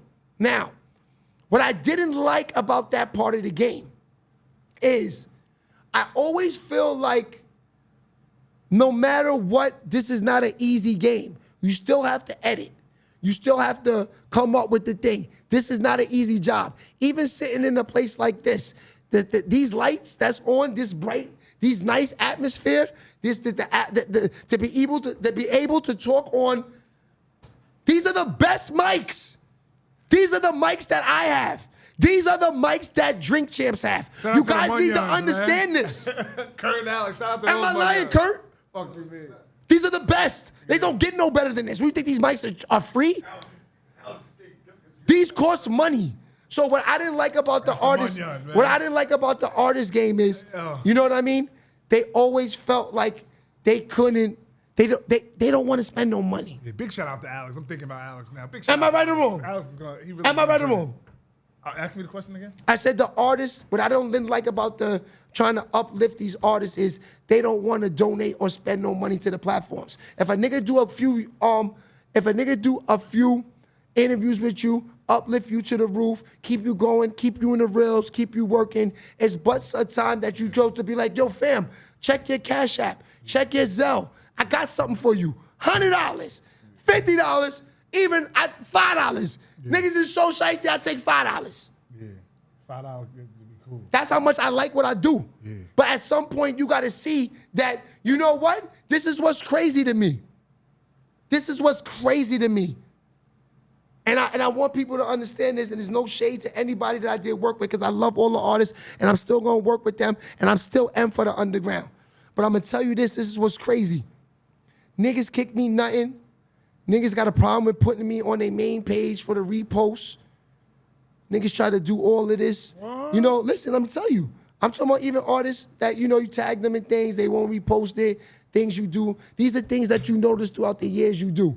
Because they feel like they feel like they're bigger than the platform, right? So check this out. Let me keep going for a second. Then it's a smack in the face because then you go see them jump on the other platforms like on the Radar, which you know they paid for. Right. Right? Okay, right? Now, on the Radar, you look at their views. They got 400 views. They throw these niggas to the back. You paid to be thrown in the back. Meanwhile, you jumped on Sheababy. You seeing 8 to 10, 20,000 views with me, and I didn't get 5 cents. Whose fault is that? Now, this is my fault. Now, let me tell you why. Let me tell you where the funniest thing to me. I always thought that helping and God was gonna place me in the right spot. God placed me in the right spot. I thought it was gonna do that with them, but they didn't do nothing for me at all. So much. I've even seen niggas get $900,000 deals off people. They didn't even kick me $50 for saying, yo, just thanks for introducing me to the light. You know what I mean? I've even seen that happen to me. Fuck you. And it's crazy. Those dudes didn't even get me to the light. You know who got me to the munyan? Sheababy talking to the people by itself. That's a fact. Sheababy talking to the people by itself. So I said to myself, hold on. I'm having problems DMing, stressing D-list artists, rappers. That's not even, you know what I mean? That's not even there yet. I'm having issues getting interviews with you guys, and I get a deal by myself. Yeah. And I don't know what makes more sense for me. I always tell an artist sometimes, like, you know what I mean? If I can't Shazam your music, just chill just a little bit, because you got to start somewhere. Yeah. But if I can't put the phone to the shit and hit Shazam and the shit just start scrambling, let's grow. I'm gonna just say that. And you know, and this is not just for the record too. This is not, I know, this is not, and then this is another thing. And it's even for, you let it out. I'm letting it out, because this is, there's people. B-roll, man. 100%. Let it go. But when I also look at this, a lot of people have full staffs. That's important to a team, yeah. You know what I'm saying? Yeah. It's like a lot of niggas against me, man. I'm editing, recording. I'm the nigga hitting record, running back, setting myself up, green screen in the back, sitting home, smoking, editing. When I told the money on that, they looked at me like... Slide the decimal over. They looked at me like, wait a minute. You could do all of that? You're the one doing that? Yes. So you know what? I said to myself that, Shay, why you don't have a staff? Because I feel niggas can't do it like the way I want it done. I started something doing it by myself so long, I gotta keep going, fam. No matter how big it gets, I gotta do it. But I know that already. Circumstance too, sometimes it leads you to the water too. Imagine if you had a team, you might not have learned how it felt like the need to do all of those things. So, you know. Nah, it goes both ways. Yeah. But what I'm saying is, this whole ways of competing even with the Shade Room, competing with Shade Cheese, competing with the all of these bigger platforms, you know what I'm saying? These guys have staffs. They have the gatekeepers. This is a nigga sitting in the basement smoking nothing but gas. Shout out to Cat's Cash. You see the hat I got on? Shout out, bro. Shout out to the guys over there. You see the guys. Yeah. Say it right. You see the guys. Yo, it's crazy. Cat Cash. I know all the time, right? I know they probably be mad at me, think I'm doing it on purpose. It's not. It's just, But you see me. I wear their hats everywhere. For sure. Those is my niggas. Come on. Those is my niggas. For sure. You know what I mean? Yeah. Fire! No, they give me the fire. I give it to them. They give me the fire. They give me exclusives. As they should, though. Yeah, as they should. So, you know, but like I said, the thing is, their logo is so like the candy bar. K-Snap with that. That's what comes to my mind every time. K-Snap. You know what I'm saying? K-Snap with that. But I love what they doing. You know what I mean? I love what they doing. Those is my guys. 100%. West. I'm supporting. You know what I mean? Yeah, if you give me some merch, I'm on every day, 5 days a week, talking in the morning shows. Only thing niggas see is sometimes I'm doing the shows in boxes, my nigga. I'm glad we don't see that. I'm just getting up like, yo, I'm tired. I'm smoked out. Wait on. Let's just get this run through it. Yeah. You know what I'm saying? But, I'm trying to get it done, man. Let me ask you a question. I guess it's about control. I feel like, cause I mean, I watch people. I could use the word change. A lot of people, like I watch status. I've also changed myself with different things. The availability hasn't been the same. I feel like, growth takes a certain level. For me, isolation anyway, like I can't really focus, just interact. Some people is like that though, so I'm not knocking it. If the ball, when Sheababy get the ball, man, what's some things Sheababy's gonna do, Sheababytv is gonna do to help, the people coming after him grow? Okay, well. Some ideas you got. All right, well. Let's get into some solutions. We know all of the problems already. Okay, so even like guys like Earn Your Leisure, right? You got guys like me, you got guys like, what's my guys' names? They from the town, they do the skits. My little guys, they down with my son in them. Nas Bucks, they down with my son and all them, yes. You got guys like them, right? Mm-hmm. So you got guys like all of us. Like, I just feel like one day, God willing, when we get the paper, when I get the paper and get what I want, I could come to our forces with them. I could sit down with them like, listen, there's no reason why we shouldn't have our own Westchester MTV. Our own Westchester, our own real station like a Channel 12 that shows all of this stuff just shown in Westchester. You don't understand how big Westchester is, fam. For sure. Shody. Like the YouTubes and all the other stuff, these are lanes that's gonna take us worldwide. But imagine if we had something for Westchester showing all of these type of shows. Yeah.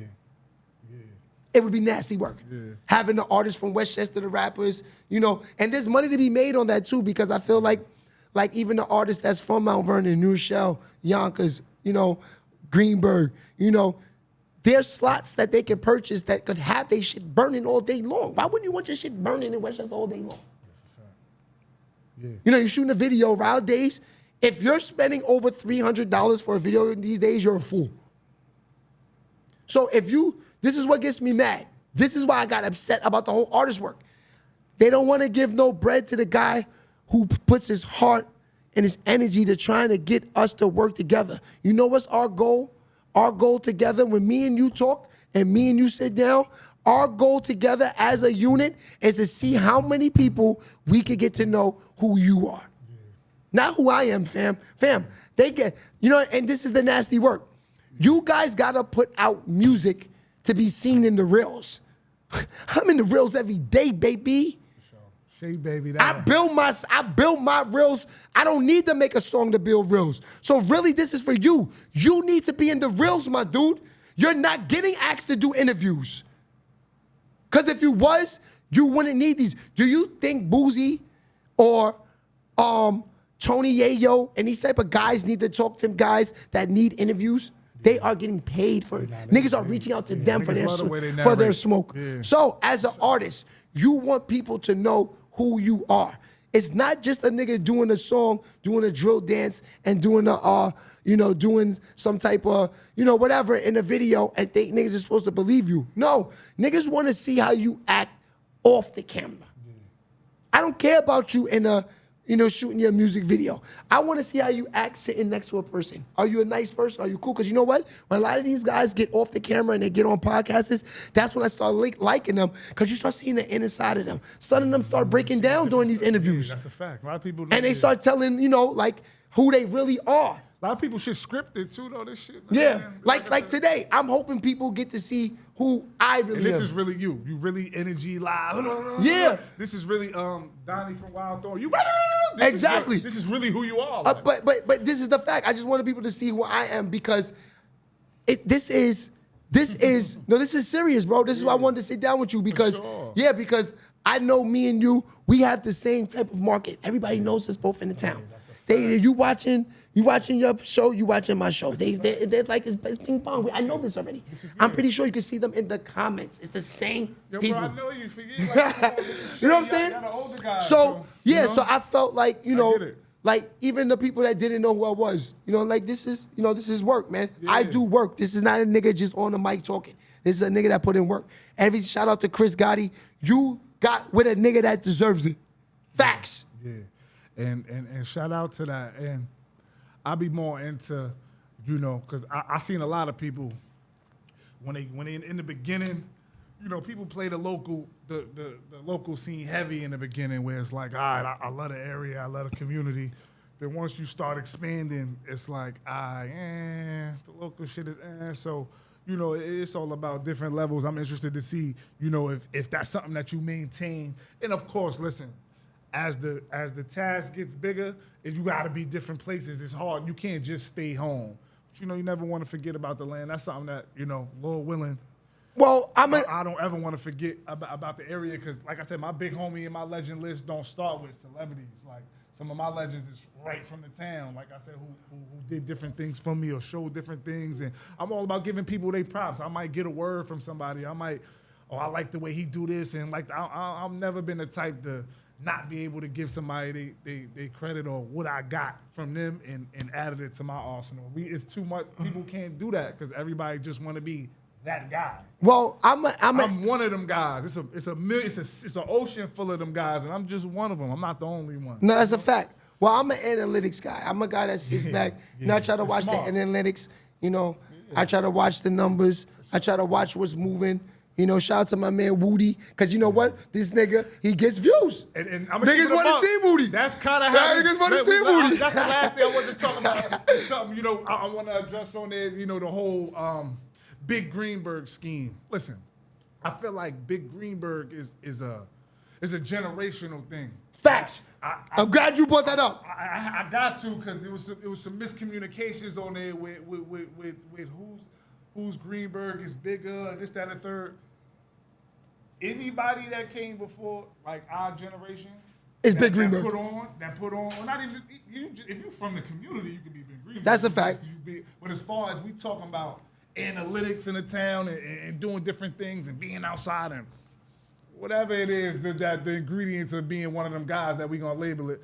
I'm not gonna get into the specifics, but you know, it's different generations, so everybody had a time. So when it come to 1989 in GBA, we Big Greenberg. Okay, so we Big Greenberg. Shout out to the class of '92 and this, that, and the third. Y'all Big Greenberg too. We just came, you know, a decade and a half after y'all, but we did all that. No, that's a fact. So that's all it is. There's no, I'll never want to say that my Greenberg is bigger than the next one. Nah, hell nah. Everybody. See, for me, I'm a nigga that walked outside. If you was born from the niggas in 1960 to the niggas that was born yesterday. Facts. So it's a little bit different for me. See, for me, and I'm glad you said that, because for me, even when I spoke with them dudes, for me, Big Greenberg has always been, I gotta give it to the older guys because I look so much up to them. Like, you don't understand. For sure. T-Bone fucked my game up. That's Big Greenberg. No, I'm serious. If it wasn't for T-Bone, I'd probably go to high D1. Yeah. You know why? Yeah. I tried to shoot like him. T-Bone had the nastiest shot like this from the side. I was trying to shoot like T-Bone. Yeah, that's a big I had a 5-star. My father groomed my shit to have a real jumper with the follow-through. I saw T-Bone playing with the shake and bake in and out with the shot from the side. I tried to shoot the same way, fam. Fuck my whole form up. That's hard. That's the truth. That's real shit. You know what I'm saying? So when it comes to Big Greenberg, when it comes to Big Greenberg, that's why I always put those guys up there, because I look so much up to them, man. Like Danye, Otis, like even talking to Otis, and I'm glad you said that about keeping it in the town. When I first started Sheababytv, I started interviewing and dealing with a lot of people outside of the town. And once I reached talking to the people in the town, I started seeing the town talking to me. And for me, that felt so a relief of something that I really want to do. And it really, like, it's like all I had to do was talk to the town for y'all to show me some love and talk to me. I'll do it more. I don't mind. So that's how much I wanted y'all to talk to me. Personality, you know what I'm saying, bro? That's how much I want y'all to reach me. Yeah. If that's what y'all want, the niggas you had on there was Big Greenberg. No, of course. The Munch, Horse, Tawan, those is Big Greenberg representatives. They older. You know what I'm saying? But Tails, Ice. I ain't gonna just name but claim it as your right. We all had our time to be Big Greenberg. And those, we come together, it's scary. And those interviews, let me tell you, those interviews came about. Let me tell the people how those interviews came about, for the people who's like, yo, Shea, why haven't you talked to me yet? Okay, These Oh, are you be getting people. that too? These are people all the time. So these are people. These are people that you see in the supermarket. Guys that are real close friends to you. Shay, let's sit down one day. Let's talk. Let's talk. Right? Okay. So sometimes a lot of people say that just talking, right? But these were people that really wanted to come to the crib and come fuck with me. This is beyond podcast. Like that's why me and you are here. That's why me and you are here. We seen each other earlier. It was a real conversation. I bumped into you. Am I lying though? Come on, yes. But that's the same way it happened with them. This is like hours before and then we sat down. But that's what I'm trying to say. Like that's how we got to sit down. We not creative nothing players. stage. We outside with it. We bump into each other. This is Shea. This is me. This is Munchie. This is this. 100%. We all might bump into each other at the same time. 100%. And at the end of the day, our community, we got a lot of personality in the Berg. Like niggas be going here to there to there. The Berg, because like I said, we'd go downtown and listen to niggas down there about their different stories. Because let's just be honest, like the streets, as much as we talk down on it, the streets is like an infatuation for certain people. If you wasn't in it, the streets is like something. It's a movie. You get your swag from the streets, how to dress from the streets, rap, all that shit. Well, and street oriented. What you're explaining is sort of like a script of Shay. Because let me tell you why. Because I'm telling y'all, I know the streets not from the streets. Yeah. I know the streets from a fucking basketball. Yeah. Even ball. Them environments, the street, niggas gambling. Dude. Niggas betting, I got 10 mans on such and such. You lose, y'all hoods might go to war. Like the streets. Like Vado. I met Vado. Streets. I don't meet Vado from the streets. I meet Vado because Vado hangs out with my man Guy Saunders. Guy Saunders is Gary Sanders' little brother. Gary Sanders' little brother. Gary Sanders is in the famous picture with Mace, Cameron, Big L. You ever seen him sitting in like a king chair? Come on, man. He's in the famous picture with them. That's his little brother. I'm playing gauchos with him at 10 years old. This is my man. I'm listening to Come Home With Me in 2002, Bloodshed, McGruff, and all these That's dudes. what I'm saying. So I'm hearing the same stories. You hearing it through the ball, I'm hearing it through the headphones. So that's it's the streets. We not gonna act like. Well, let's not even talk about McGruff. McGruff comes to my house to record albums. And niggas that know me, shout out to Kev Edgar, they'll tell you, McGruff, that album you're talking about, 2002, McGruff records that album in Hartsdale, New York. He records that album in Hartsdale, New York. I wouldn't get on here and say this. McGruff would say you're capping. Yeah. He know I'm not. Yeah. You know what I mean? You see how this shit is all, and this why it all linked together. We go all, like I said, and this everybody from the biggest level to the smallest level. We got to figure it out because not everything we need, but there's a lot we need. You know, we can't look down on the streets of the Berg and then go downtown. The stars are in. And start idolizing these niggas. I know, like I said, Woody, Munchie, these. I could sit with these guys for hours and just listen to stories. Not saying I'm gonna do it. I want to follow in that. But as far as the entertainment aspect, niggas' lives be movies, bro. If we go, you know what I'm saying? Let's just be honest. But y'all stories are probably even deeper than me because y'all was really out there. Yeah, for sure. You know what I'm saying? Definitely. Yeah, you know, like I said. That's all I'm saying. I'm just getting at the point where shit be right here sometimes. Not everything. But as far as the shit that people like I know a lot of motherfuckers get their whole makeup from everything is right here, man. Yeah. You know what I'm saying? No, everything's, you mean in Greenberg? In the Berg. Oh, I'm glad you said that. In the Berg. And let me get Woody and Munchie up there. It's entertainment because people want to hear what these niggas got to say because people knew these niggas their whole life. I kind of want to say a lot of shit started from Greenberg in the early 90s. I'm talking about, okay, so Greenberg in the early 90s, their strength, niggas didn't notice. The hottest basketball coach in New York City moved to Greenberg in 93, 94. That was Coach Thompson. He had on his team Marbury, Kareem Reed, all Shamgard, all the killers on one team, Young Life. And that was in Harlem. Then he moves to Greenberg. So now they don't play with the team. He just was able to form tournaments that would bring up all of the Harlem niggas to Greenberg, New York. So now we in the community center, 93, 94, you talking about there's only not too much cable coming out on that time. You maybe have MTV, maybe once a week, BET, that's not even in the play yet. So there's only one way of knowing these guys. Streets of Smith basketball watching them on MSG play when they had Tom Corsa, whatever his name was, say their names once a week on, who these guys was, or you had to see them play. Thompson is bringing these niggas to the community center. We're sitting there 10 years old watching Felipe Lopez, Shamgard Wells. We're talking about God Shamgard that coaches the Mavericks. We're watching him. We're watching Felipe. We're watching T-Bone. We're watching all of this shit at a young age in Greenburgh, New York, packed gym. Up top, they selling fish. We're talking about Greenburgh got thousands of people at the community center in the early 90s. Harlem niggas in community center. Yeah. So that's why I say Greenburgh started a lot because it was a place for a lot of the city niggas to come up to where when you get off that exit, you have no idea you about to go a block away and there's niggas. Am I right or wrong? Because when we moved up here, we had no idea we was gonna be able to find where we wanted to be. Yeah, I can say the same thing.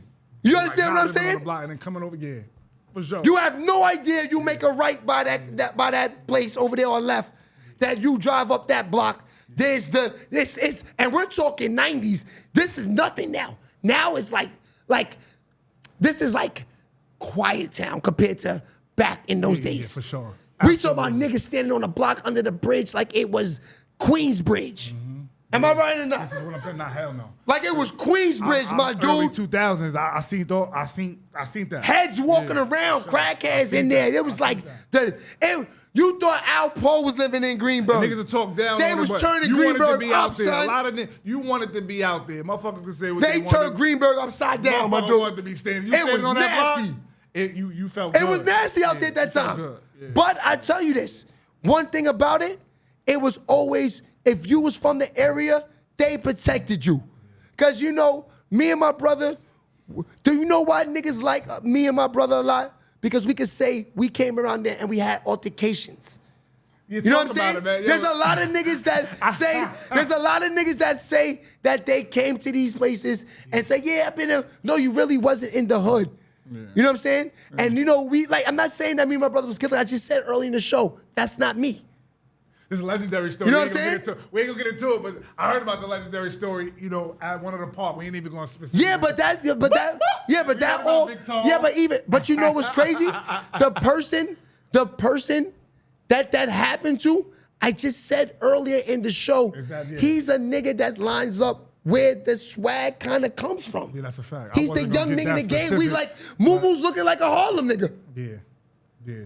So I'm like, the nigga that my fault, we had the altercation in there, that's where they got to say, okay, these niggas is up here. Yeah. These are niggas we know when we out, they ready. Yeah. They knew when we was out with us, we were ready. Put them out. Like, we wasn't killers, but we was ready. Yeah, that wasn't You know what I'm saying? So basically, that day that happened, just for the people, for the record, let me tell you, that's the last thing we wanted. Only thing we wanted was we wanted to get heart in. My father wanted us to get heart in the ghettos, man, to play basketball. I just told y'all we grew up playing Dad's Club, man. My father started seeing that I was able to throw a no-look pass, was able, I developed a handle at a young age. He see that I could play. Mm-hmm. He noticed I could dribble. At a young age, I always had a basketball. Always. Yeah. It was always in my hand. Yeah. So he know that I could play. He knew for me to ball, I had to be in Greenburgh. I'm getting jail calls too while this joint going. I got like 3, I don't know who it is. Free to count, man. No, but for real, I'm being for that. You had to be in Greenburgh, man. Yeah, that's a fact. You had to be in Greenburgh. Once you move to the town, whether if you bred in the town, regardless of where you at in the town, you gotta come to either that center or somewhere in the 106, that vicinity, the fairgrounds they call it. So basically, we used to come with 5. Yeah. Down back. Yeah. On Saturdays, 10 o'clock in the morning. And niggas will be waiting for us because they knew that my father would bring the city niggas up. They'd be with us. Yeah. So we come in there, we're all 5, and we would play. This is early in the game. We would play, So Moo-Moo getting money. Sure. So Moo-Moo's like, yo, like, he's like, yo, Y'all are winning because you got the big men. Your son can't fuck with me one-on-one, right? So that's why that happened. So we just wound up playing one-on-one. Mumu got money at that time. Mumu was a little kid pulling out hundreds. I put my own bread up. He in his backyard, you know what I mean? too. You know, he at home. Yeah, I put my own bread up. I'll play a one-on-one right now. You know what I'm saying? But Mumu didn't know this was our first time really coming around there. Mumu didn't know that I had to shake and bake. I had to lean cross. He didn't know that. Yeah. He wasn't Dad's club material. He didn't know that I was already playing in gauchos. You know what I'm saying? But that day right there was a day that made these niggas my best friends and my niggas for life. I just told you I'm a part of PTI, my dude. I didn't jump into that. They came in, Shea, we want you fucking with us. Light skin nigga, fit the description. Yeah, I was just in the script. They didn't want me to do hood things. They didn't ask me to bang out. They didn't ask me to go. They didn't go to the club. We go to Skate Key. Me and Angelo. Angelo's 17 years old. Cookie gets these niggas a BMW hatchbacks. We in Grand's Tune riding around top down. We niggas should have been snatched us up out of them fucking coops. Me and Ange. We too deep, little young niggas, big ass chains. I'm serious. I believe you. Now that we speaking of, shout out to Mr. Lopez. That's really the OG, man. And then shout out to, we had a, not, it didn't start with me, but shout out to my right hand, Just, man. We had an episode in the center. We was 16. We almost flipped the center upside down back. That was 2005. No, you talking about the time? Mike, yes. Mike. It started with Just. I was chilling. But, Just got to tweaking. Shit. But y'all gotta understand. I'm saying the pedigree. Y'all get shit. It was nobody back down. It was going there. But you have to understand. You have to understand. I just told earlier. We got to go back to earlier. These are the people in my chapters of my life who did something for me. Yeah. You just said. I know. I was there that day. I remember the mother calls. Yeah. Stone to come down there. For sure. 2 years later, Stone starts my life. You understand what I'm trying to say? I remember that day like so these are not enemies in my life. These are people that we had altercations with that became family in my life because they noticed that we was real ones. Yeah. And they said, you know what? Instead of beefing, let's become family. And I love Greenberg for that. A lot of niggas in that time cannot go and sit out there. Oh, no. And nothing happened to you. Yeah, no, hell no. And we talking the 90s. And they let me and my brother, every hood that they gave us, I'm in my 40s, my nigga. Yeah. You know what I mean? I'm still here, bro. You know what I mean? I've wore a lot of big chains, a lot of jewelry, cars, everything. Nothing's happened to me. I knock on wood. I thank y'all for that, man. Mm-hmm. Every day. Yeah, I got the chance to see a grandchild, man. You know what I mean? Yo, Sheababytv, as we start to wrap it up, man.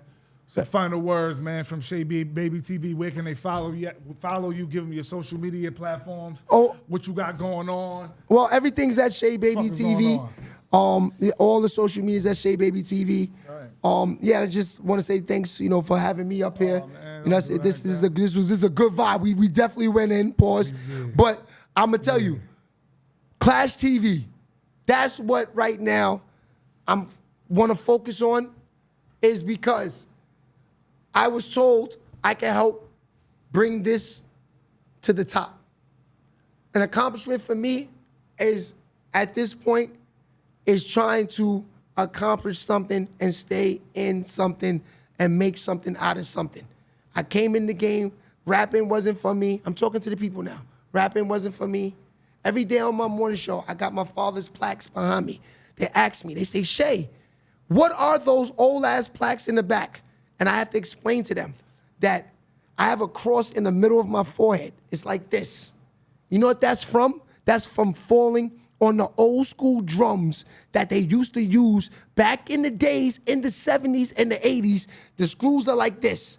I'm in the studio in 82. I trip over something. I get stitches in the middle of my forehead because of that. You know what that means? I've been in these studios, fam, but music may not be for me. Just because you're in a studio don't mean you got to be a rapper. You could have been a producer. You could have been an engineer. You could have been, my thing is broadcasting, fam. And I figured that out now. People have liked me for this day and gave me opportunities because I've been able to be a people person and talk. Why be a rapper? Be a talker, Shea. You learned that later. I'm sorry, my niggas. I'm here now, though. Yo, man. Shout out to Shea. Like I said, I could say long overdue, but I say right on time, man. No, I'm not gonna be a stranger. I'm coming back, man. Well, you coming to me? I know you. You bro. coming to me? Like, I don't. Cause now I gotta talk to you. Yeah, for sure. I gotta talk to you. Come talk to me. Yeah, you gotta come to the One spot. thing about me, I answer And you the did say question. you want to smoke. Yeah, for sure. I want to get high. You wanna I'm pulling up the you wanna Sheababytv, drink Champ man. Bob? We're gonna have that. Yeah, come on. Russ Dicklin That's what I'm sponsored looking for. drinks. The- I should have bought you a bottle too. We got time for. I'm not. I feel bad. I should've bought that. Like, I'm not one of them niggas. Like, listen, I understand who I am, who I'm trying to be, bro. I'm all about interaction, bro. Yeah. I know you. This is Shea. You older than me. I watched all y'all niggas pull up and different shit and do. I remember all y'all girlfriends and all kind of shit. Some more shit. Like, I was really one of them young niggas that paid attention. But a lot of people don't even know this, and this is crazy, that our kids are cousins. Hello. And it's bigger than that. Like, you know, no, just seeing the whole, Come you on, know, baby. no, because these are Family. people that I've seen, like even that family. We talking about the Seenies and all them. I've known all of them. I had no idea that they would be my family. Years from, Wow. you know what I'm saying? Family. That's a fact, my dude. You know what I'm saying? I just seen her another day, and you know what she says to me? She didn't even see me. She says, I know that voice from anywhere. That's probably from the rails. You know what I'm saying? killing the internet right now. You wildin'. So I'm just like, okay, you know, I'm just like, you know, it's all love, but you know, these are people that, it's you know, love. that it's love, man. Yeah, they're the good people, man. You know what I mean? That's Yo. a fact. Nothing's Normal podcast, Sheababytv. Be on the lookout. Shout out to everybody, man. I don't feel like getting into specifics. We just been in here 2 hours, so shout out to everybody. Y'all know how we come and be on the lookout. I will be I do home visits. I'm pulling up the Sheababytv, and we got a lot It's on. going down. Yo, can you bring him with you? Oh, come on. Yeah, because I want him to come see, you know, my setup. I see him just That's rolled Alex, up. brother. That's the black Alex. Okay, I seen him just roll up. He's ready. Come on, Because at the spot, we blow it down heavy, my nigga. man, it's Kurt, That's a man. fact. All right, y'all. See y'all later, Shout out man. to Alex too, because like I said, Alex is a huge supporter of what you got going on. I am too. No facts. Alex is just like he love you, man. He's like the- He's ecstatic. I know you on a personal level, so I'm like, oh shit, we gonna kill it. Alex is like, this is good for the algorithm of Green Well, Leaf, like having I- Shea baby, well- bless your, you know. And this is the second time. Yeah, but like I told you before, like I told you earlier, and I, you know, even I want the people to hear this. This is all I got, man.